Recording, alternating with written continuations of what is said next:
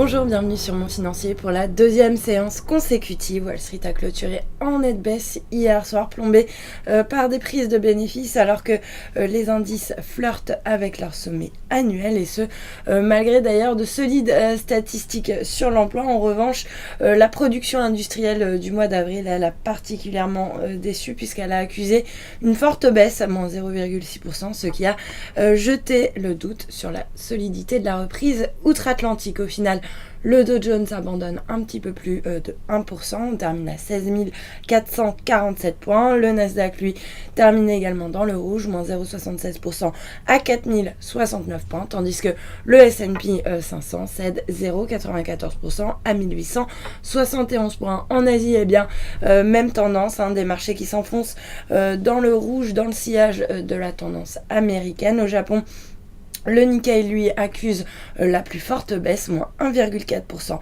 à 14 096 points. Ailleurs, les marchés résistent un petit peu mieux, même Hong Kong qui cède à 0,15%, alors que Shanghai s'offre le luxe de terminer dans le vert, plus 0,23%.